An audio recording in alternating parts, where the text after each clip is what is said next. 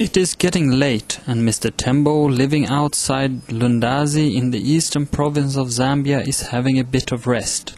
He likes to read, but now it is getting dark, so what to do? Reading in the light of a candle is no fun, but it's not a problem for him. He has solar energy services in his house. So with the flick of a switch, there is light. Mr. Tembo is also a music lover, and he does not have to worry about expenses on dry cell. His cassette player is connected to the solar power as well.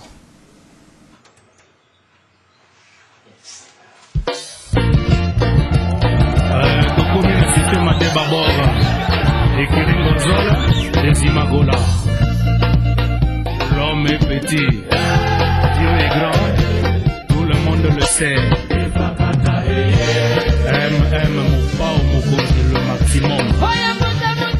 Since 1996, the government of Zambia have looked at the possibilities to use solar power for rural electrification. In 1999, a project called the Zambia PV Esco project was initiated. The aim of the project was to support local energy suppliers operating solar home systems, and to learn from their and their customers' experiences to see if solar power could fit in the national energy policy of Zambia. Today, there are 3 local energy service companies, or ESCOs as they are also called, operating a total of 450 solar home systems. These companies are all found in the eastern province in the towns of Nimba, Shipata and Lundazi. The systems are spread in the areas around the towns where the offices are located. The ESCOs are operating the solar systems on a fee-for-service basis. This means that the customers pay a monthly fee for the service rendered.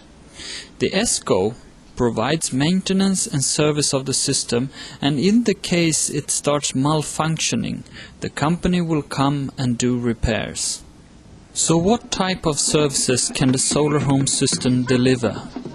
Well, we should begin with describing what a solar home system is. A solar home system consists of basically 4 parts: a panel, a regulator, a battery, and lastly, the appliances. The panel is the device that will turn the solar irradiation into electric current. As the sun is shining during daytime when there is little use of electricity in the home, a battery is used to store sun electricity from the day to the evening and the morning. The electricity can be used for different purposes. The systems are installed together with 4 special solar lamps. These lamps are powerful like an ordinary lamp running on AC. There is also provision for a double socket where 12-volt appliances can be used. Examples of such devices are black and white TV, radio cassette players and 12-volt videos. A regulator is used to control the charging of the battery and also to see that the battery is not overused, as this can harm the system and reduce the lifetime of the battery. A solar home system would deliver 12-volt direct current services. This is different from a grid or a hydro connection, which is 220 volts. One difference is also that with the grid you can use appliances that cannot be used with the solar system. Things like stoves, welding machines and large color TVs cannot be run on a solar home system.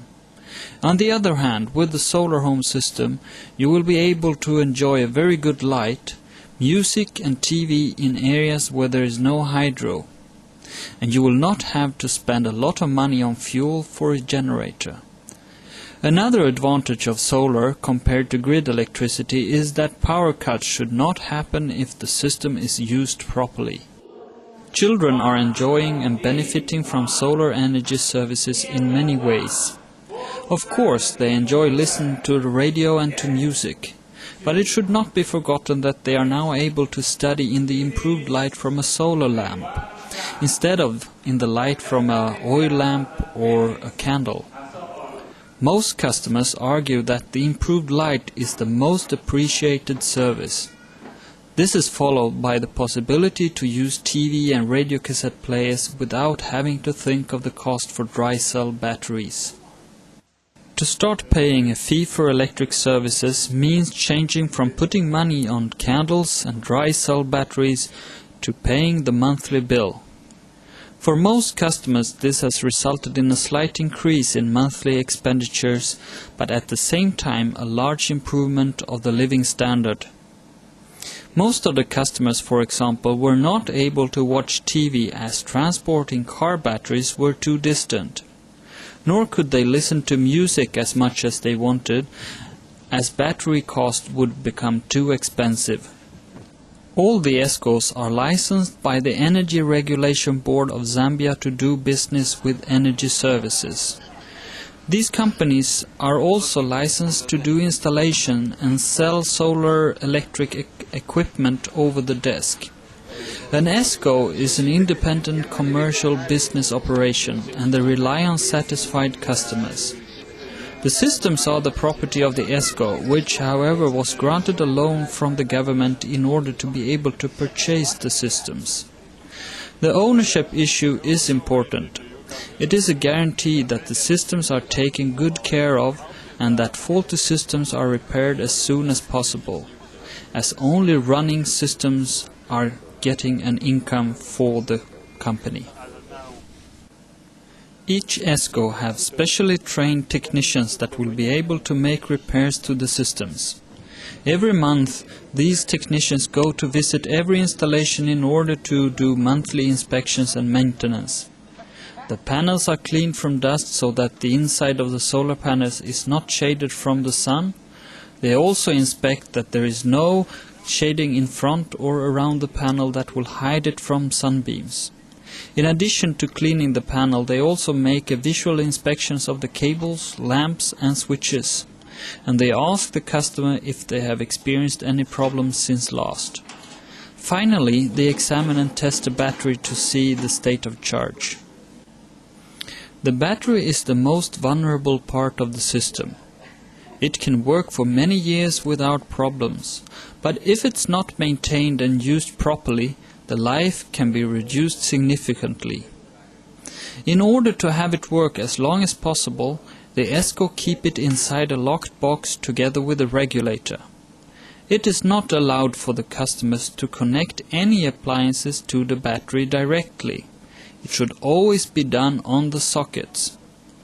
If the technicians find customers that are meddling with the system, for example connecting an inverter directly to the battery, they will inform him that this is not allowed.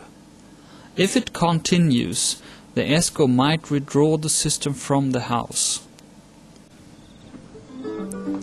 The fee for service that the customers pay to the ESCO means that when the battery, for example, is old and does not work properly, it will be replaced with no cost for the customer. The idea is that customers pay for the service they get.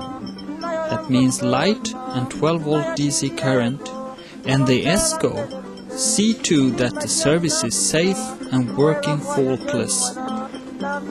If you would like to have more information on the Zambia PV Esco project, please contact the Department of Energy on email doe@zamnet.zm. They will also be able to give contact information to the 3 different ESCOs.